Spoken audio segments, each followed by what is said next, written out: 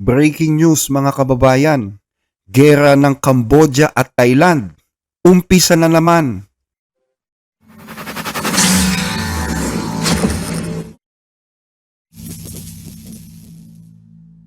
Muli na namang sumiklab ang sagupaan sa border ng Thailand at Cambodia kahapon, December 8. Bagong airstrike, panibagong bilang ng mga nasawi at panibagong emergency para magsitakbuhan ang mga tao sa mga evacuation center. Huwag nating kalimutan na ang dalawang bansang ito ay pumirma kamakailan lang ng isang ceasefire. Medyo nagkaproblema ang ceasefire noong isang linggo at ngayon ay tuluyan na ngang nasira ang kapayapaan sa dalawang bansa. Nagsimula ang bakbakan madaling araw ng December 8. Sabi ng Thailand, unang nagpaputok ang Cambodia na naging dahilan ng pagkamatay ng isang sundalong Thai at pagkasugat ng 18 iba pa.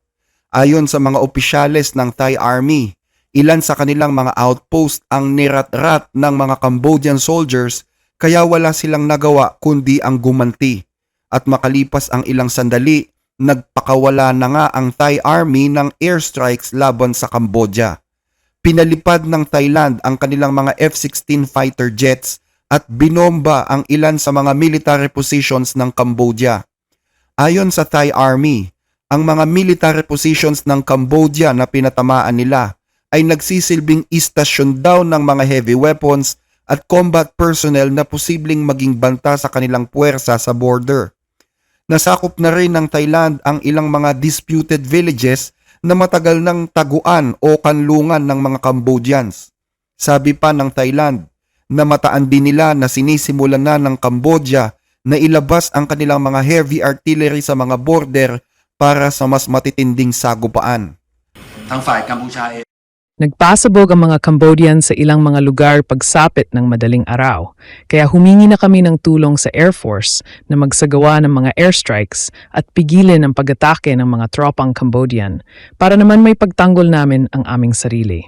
Natuklasan din namin na gumagamit ang mga Cambodian ng mga supporting fire para sunod-sunod na atakihin ang Thailand. Pero ito ay bersyon lamang ng Thailand. Iba naman ang bersyon ng Cambodia.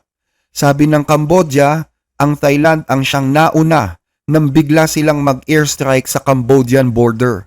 Malinaw umano na nilabag ng Thailand ang kasunduan na ginanap noong October.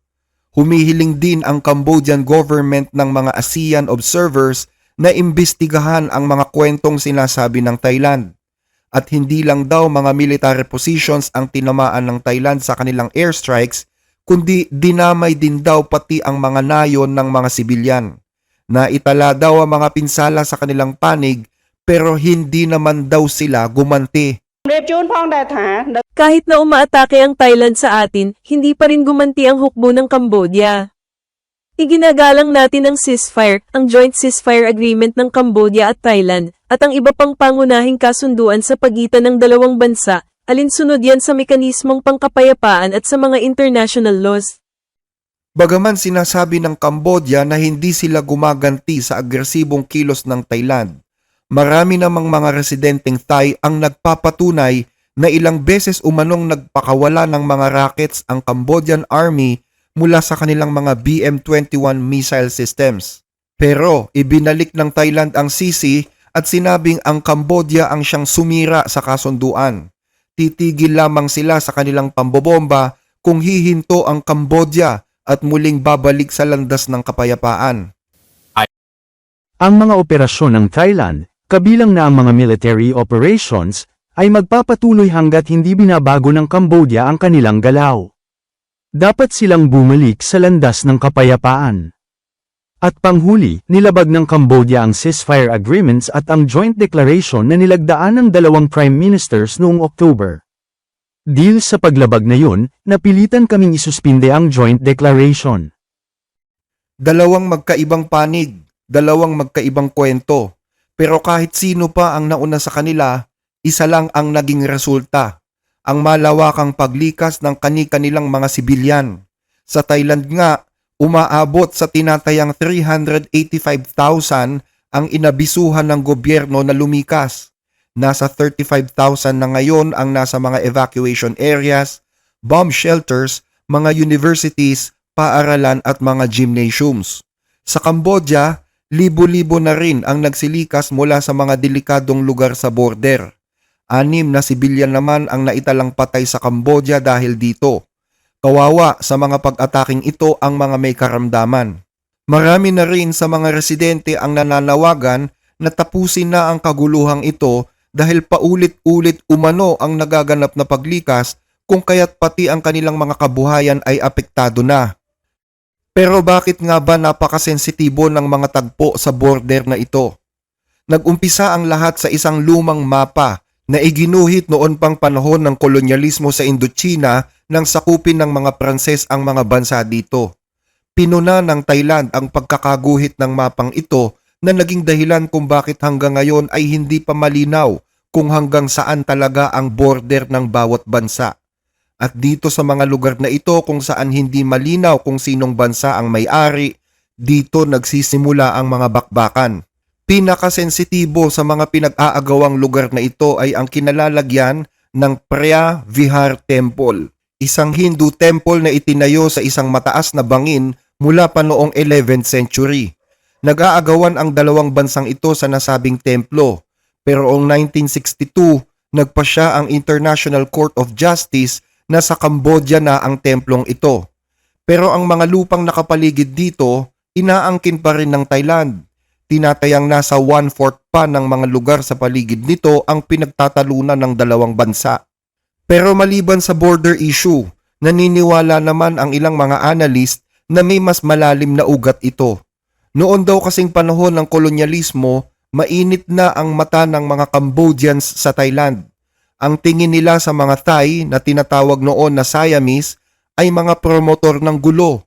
Kaya't dahil dyan, hiniling noon ng hari ng Cambodia sa mga Pranses na gawing protectorate ng France ang kanilang bansa. Ibig sabihin, poprotektahan ng France ang Cambodia mula sa mga banta ng Thailand. Nagpapakita ito na matagal na ang alitan ng dalawang bansa higit pa sa usapan ng mga border. Tungkol naman sa border, 15 taon nang pinag-aawayan ang isyong ito. Pero ang haba ng hidwaan ay nagpapahiwatig na wala talagang political will ang magkabilang panig na tapusin ang gulo. Pati sa paraan ng pagsukat ng border ay nagtatalo din sila. Ang gusto ng Cambodian ay gumamit ng Mercator scale, habang ang gusto naman ng Thailand ay gamitin ang sinusoidal scale na mas itinuturing na accurate sa panahong ito, mga pamamaraan ng pagre-remap ng mga teritoryo. Kakailanganin umano ng mga independent observers at mga technical assistants mula sa France at iba pang western countries para muling iguhit ang mapa sa mga border at magharap ng mga final proposals. Kapag napagkasunduan na, posibleng mahinto na ang away. Malaki sana ang posibilidad na maisagawa ito kung may political will ang mga namumuno sa Thailand at Cambodia. Ngayong 2025, naging madalas ang iringan ng dalawang bansa. Buwan ng Hulyo, nagkaroon ng 5 araw na sagupaan kung saan hindi bababa sa 48 ang patay at nasa 300,000 ang nagsilika sa kanilang mga lugar. Tumulong noon si Malaysian Prime Minister Anwar Ibrahim para mamagitan sa dalawang bansa at tumawag pa si US President Donald Trump sa mga lider ng mga bansang ito hanggang sa dumating ang buwan ng Oktubre kung saan pumirma ang Thailand at Cambodia ng ceasefire deal sa Kuala Lumpur, Malaysia. Isang pangyayari na para kay Donald Trump ay isang major breakthrough. Ayon naman sa Thai Foreign Minister, wala pang dapat ipagdiwang dahil procedural step pa lang ito. Iniatras lang nila ang kanilang mga kagamitang pandigma pero hindi pa rin nasusolusyonan ang talagang ugat ng problema gaya ng ano ba talaga ang eksaktong linya ng border na hanggang ngayon ay malabo pa rin sa ilang mga nayon doon. Hindi rin daw napag-usapan kung anong gagawin sa mga sundalong Cambodians na nakakulong ngayon sa Thailand. Kaya naman dahil sa mga problemang ito, makalipas lamang ang ilang linggo, tuluyan nang nawasak ang marupok na kasunduan na kanilang pinirmahan. Mahigpit na sinisisi ng Thailand ang Cambodia sa pagkakasira ng kasunduan. Sinisisi rin ng ilan ang mahinang klase ng peace deal na pinangunahan ni Donald Trump dahil hindi naman nabigyan ng solusyon ang mismong issue sa border, kaya muli na namang pumutok ang labanan. Sa ngayon, may malinaw na utos sa bawat military ng dalawang bansa. Depensahan ang kani-kanilang mga teritoryo. Hindi kami ang nagwasak sa kasunduang ito. Kinailangan naming itigil ang pagpapatupad ng kasunduang ito dahil matindi ang epekto sa aming mga sundalo nang maapakan nila ang mga landmines na bagong tanim lang ng mga Cambodians. At hindi ito ang unang beses. Pang-7 beses na itong nangyayari. Hinihintay naming umamin ang Cambodia, malaman kung ano ba talaga ang tunay na nangyari, at tiyakin na hindi na mauulit. Pero ang sabi ng Cambodia, inilipat daw kasi ng mga Thai ang linya ng border. Dagdag pa rito, binansagan na nila ang Thailand na isang bansang mananakop, isang bansag na tila nagpapahiwatig ng walang katapusang hidwaan. Kung babasahin ang social media post ng mga mamamayan ng Thailand at Cambodia, makikita na mataas masyado ang nasyonalismo ng bawat panig. Marami ding mga fake news ang lalo pang nagpapalala ng sitwasyon, mga propaganda sa social media na nagpapainit sa damdaming nasyonalista ng bawat bansa. Maging ang baha na naganap sa Southern Thailand ay isinisisi din sa Cambodia at may mga panlalait pa sa mga pasyenteng Cambodians na hindi tinatanggap sa mga ospital sa Thailand. Ang mga post na ito sa social media ang lalong nagpapainit ng ulo ngayon sa mga mamamayan sa magkabilang bansa. Linggo-linggo na lang ay umiinit ang sitwasyon sa border hanggang sa tuluyan na ngang sumabog ngayong linggong ito. Dahil dyan, muli na namang nanawagan ang Malaysia na magpigil ng kanilang emosyon ang Thailand at Cambodia. Dahil kapag lumala ito, tiyak na may malaking implikasyon ito sa buong Southeast Asian region. Ayon sa mga eksperto, tila wala na raw lakas ang nilagdaang kasunduan noong Oktubre na pigilin pa ang gulo sa kasalukuyan. Ang tangi na lamang daw na paraan ayon sa kanila ay sundin ang payo ng punong ministro ng Malaysia na magpakita ng pagpipigil at sapat na political pressure para pahintuin sila sa kanilang pag-aaway. Nanawagan na rin ang United Nations sa dalawang bansa na ihinto na ang labanan.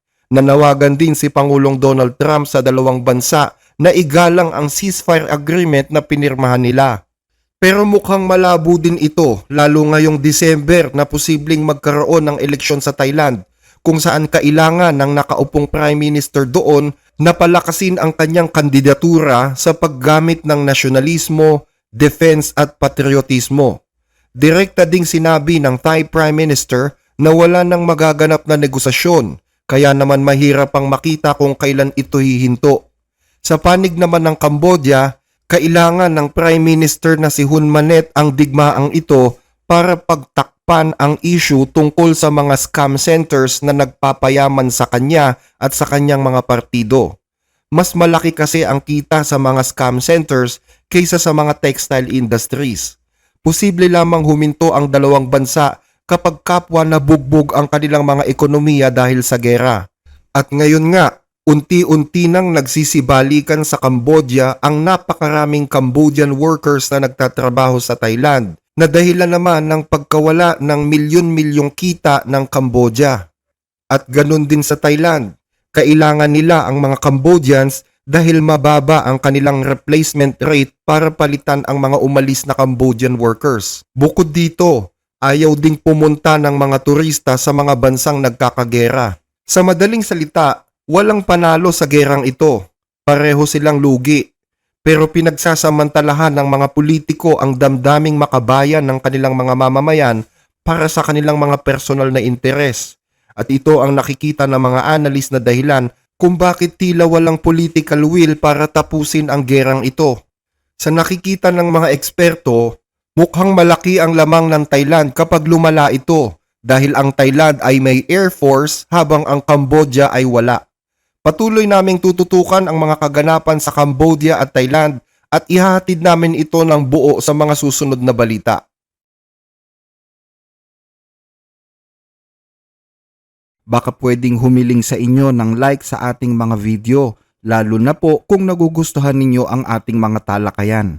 Malaking tulong po ito hindi lang sa ating channel kundi maging sa mga kababayan nating sinusuportahan ito.